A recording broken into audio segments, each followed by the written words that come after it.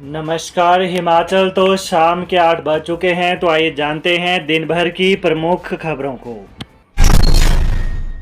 नहीं बदलेगा मौसम का मिजाज, 2 दिन 5 जिलों में भारी बारिश का अलर्ट, तेज तूफान भी। हिमाचल में मौसम का मौजूदा मिजाज अगले एक सप्ताह तक जारी रहने वाला है। मौसम विभाग के मुताबिक 5 जिलों में 2 दिनों तक भारी बारिश होने की संभावना है। हालांकि यह कुछ स्थानों पर ही होगी। विभाग के अनुसार 3 जून तक प्रदेश में मौसम का यही मिजाज बरकरार रहेगा। राज्य के चंबा, कांगड़ा, कुल्लू, मंडी और शिमला जिला के कुछ हिस्सों पर 31 मई और 1 जून को भारी बारिश होने की संभावना जताई गई है। ऊना, बिलासपुर व हमीरपुर में तेज तूफान चलने का अलर्ट दिया गया है। राजधानी शिमला की बात करें तो आज यहां पूरा दिन मौसम साफ रहा, जिससे गर्मी का एहसास हो रहा था। पिछले कल शाम को यहां ओलावृष्टि हुई थी, जिससे रात के समय में मौसम ठंडा हो गया था। हालांकि प्रदेश के मौसम में कोई बड़ा बदलाव नहीं आया है। कुछ स्थानों पर बिजली चमकने व तूफान चलने का पूर्वानुमान दिया गया है। विमल नेगी मौत मामला रिकॉर्ड लेने शिमला पहुंची सीबीआई की team. Himachal Pradesh power corporation के चीफ इंजीनियर विमल नेगी की मौत मामले की जांच के लिए सीबीआई की टीम दिल्ली से आज शिमला पहुंच गई है। डीएसपी सीबीआई विजेंद्र प्रसाद सिंह के नेतृत्व में सीबीआई के 4 सदस्यों की टीम शिमला पहुंची है। सूत्रों से मिली जानकारी के अनुसार दिल्ली से शिमला पहुंचने के बाद सीबीआई की टीम कल शिमला पुलिस की एसआईटी से विमल नेगी मौत मामले की जांच से संबंधित रिकॉर्ड कब्जे में ले सकती है।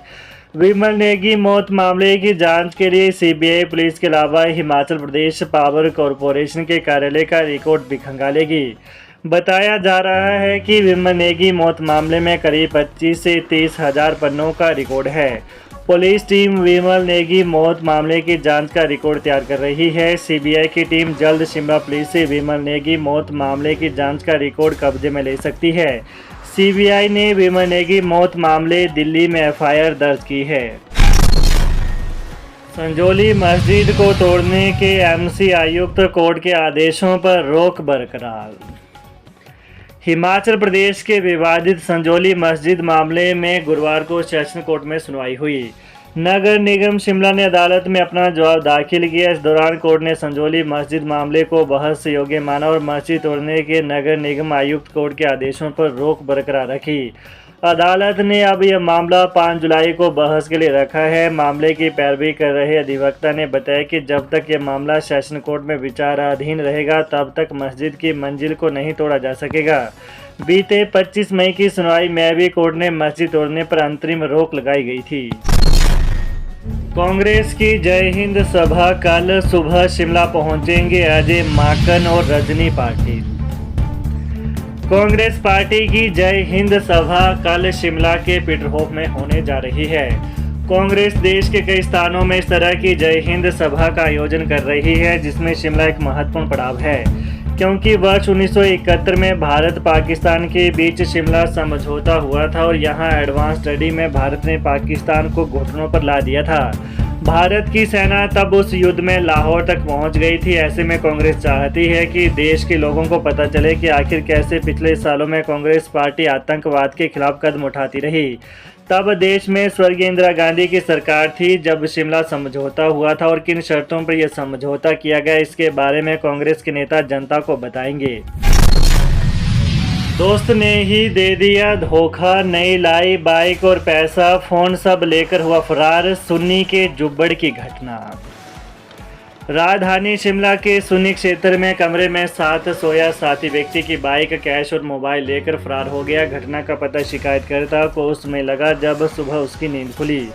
पहले उसने अपने स्तर पर दोस्त की तलाशी की, लेकिन जब उसका कहीं पता नहीं चला तो उसने मामले की शिकायत पुलिस स्टेशन में सुन्नी में दर्ज करवाई। पुलिस ने आरोपी के खिलाफ भारतीय न्याय संहिता की विभिन्न धाराओं के तहत केस दर्ज कर जांच शुरू कर दी है। पुलिस को दी शिकायत में गुरमीत सिंह निवासी गढ़शंकर होशियारपुर पंजाब ने बताया कि वो जुब्बड़ में किराए का कमरा लेकर रहता है और टाइलें लगाने का काम करता है। उसके साथ उसका साथी संतवर सिंह का नाम दोस्त भी रहता था। वो नवाशहर पंजाब का रहने वाला है। गुरमीत ने बताया कि 28 मई की रात को उसने अपने अप्लाइड 4 बाइक को किराए के कमरे के बाहर खड़ा किया और दोनों कमरे में जाकर सो गए। इस दौरान उसने बाइक की चाबी, 10,000 रुपये कैश और मोबाइल फ़ोन अपने सिरहाने पर रखे थे। सुबह करीब 5 बजे जब उसकी नींद खुली तो उसने देखा कि उसके सिरहाने पर रखा कैश, बाइक की चाबी और मोबाइल गायब था। जब उसने पड़ताल की तो उसका साथ बब्बी कमरे में नहीं था। जब वो कमरे के बाहर पहुंचा तो बाइक भी गायब थी। इसके बाद उसने अपने स्तर पर उसकी तलाश की लेकिन कोई पता नहीं चला। इसके बाद उसने मामले की सूचना सुन्नी पुलिस स्टेशन में दर्ज करवाई। वोट बटोरने को ऑपरेशन सिंदूर का राजनीतिकरण कर रही भाजपा। ऑपरेशन सिंदूर को लेकर भारतीय जनता पार्टी की मुहिम पर तीखा हमला बोलते हुए कांग्रेस के सह प्रभारी चेतन चौहान और विजय चौधरी ने कहा कि वोट बटोरने के लिए भाजपा ऑपरेशन सिंदूर का राजनीतिकरण कर रही है। कहा कि यह बेहद दुर्भाग्यपूर्ण और शर्मनाक है कि सेना के शौर्य और साहस का इस तरह से राजनीतिकरण किया जा रहा है। शिमला में पत्रकारों को संबोधित करते हुए कांग्रेस के सह प्रभारी चेतन चौहान ने कहा कि कांग्रेस जनता को इस सच्चाई से अवगत कराएगी। आतंकवाद के खिलाफ सेना के साहस को बढ़ाने के बजाय देश की सरकार इसका राजनीतिकरण कर रही है। उन्होंने कहा कि मध्य प्रदेश के भाजपा सरकार के मंत्री ने ऑपरेशन सिंदूर को चलाने वाली सेना की महिला अधिकारी के खिलाफ अभद्र टिप्पणी की, लेकिन आज तक भाजपा ने उन पर कोई कार्रवाई नहीं की। चौहान ने कहा कि यह भाजपा का दोगलापन है जो देश की जनता के सामने आना चाहिए। आखिर इस मामले में भाजपा के नेता चुप क्यों हैं, ये उन्हें बताना चाहिए। चेतन चौहान ने कहा कि पाकिस्तान के साथ सीज फायर किन शर्तों पर हुआ और अमेरिका के राष्ट्रपति की उसमें क्या भूमिका रही, इसके बारे में आज तक केंद्र सरकार ने वो प्रधानमंत्री ने कुछ नहीं कहा। उल्टा यही कह रहे हैं कि उनकी रगों में सिंदूर दौड़ रहा है।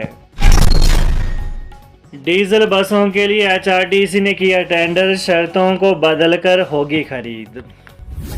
डीजल बसों की खरीद के लिए नए सिरे से एचआरटीसी ने टेंडर कर दिया है। लंबे समय से इन बसों को खरीदने के लिए निगम प्रयास कर रहा है, मगर एक बार इसमें कंपनी आगे नहीं आई तो दूसरी बार कंपनी ने शर्तों में कुछ बदलाव की बात कही। इसके बाद अब तीसरी बार एचआरटीसी ने नई शर्तों पर टेंडर किया है, जिससे उम्मीद है कि इस बार किसी न किसी कंपनी के साथ उसका करार हो जाएगा। एचआरटीसी को 250 डीजल बसें खरीदनी है और इन बसों की खरीद के लिए सरकार ने उसे पैसा देना है। हिमाचल में सरकारी नौकरी लगते ही तबादला पाने की जुगत पर लगा ब्रेक, अब इस शर्त का करना होगा पालन। बेरोजगार पहले सरकारी नौकरी प्राप्त करने के लिए मंत्रियों के चक्कर काटते हैं। जैसे ही सरकारी विभागों और सार्वजनिक उपक्रमों में किसी व्यक्ति को नौकरी लगती है, सबसे पहले सत्तारूढ़ कांग्रेस सरकार के मंत्रियों से तालमेल बिठाकर घर के समीप नौकरी करने का तंत्र बिठाने का प्रयास किया जाता है। लेकिन प्रदेश सरकार की सख्ती के चलते पहले नियुक्ति स्थान पर जाने की शर्त को देखते हुए सरकारी नौकरी प्राप्त करने वाले पुरुष व महिला को ज्वाइनिंग करनी पड़ती है। उसके बाद 2 से 4 महीनों के बाद अंतर जिला कोटा के तहत तबादला करवाने की कोशिश शुरू होती है। इस तरह के बढ़ते मामलों को देखते हुए मुख्यमंत्री कार्यालय ने 5% कोटे के तहत तबादलों पर फिलहाल रोक लगा दी है। सचिवालय में ऐसे मामले बड़ी संख्या में पड़े हैं। सरकार ने अनुबंध कर्मचारियों के अंतर जिला तबादले को लेकर बड़ा फैसला लिया है। सरकार 5% कोटे के तहत अंतर जिला के तबादले नहीं करेगी। मुख्यमंत्री कार्यालय से निर्देश जारी हुए हैं कि इस तरह की फाइलें न लाई जाए। इसके चलते यह मामला अब लटक गया है। पिछले वर्ष प्रदेश सरकार ने जेबीटी और सीएंडबी शिक्षकों की आपसी सहमति से होने वाले अंतर जिला तबादलों को 5% कैडर शर्त से छूट दी थी। तो ये रहा दिन भर की प्रमुख खबरों का आज का अध्ययन। हिमाचल की ताज़ा खबरों को जानने के लिए चैनल को सब्सक्राइब कर ले। धन्यवाद। जय हिंद, जय हिमाचल।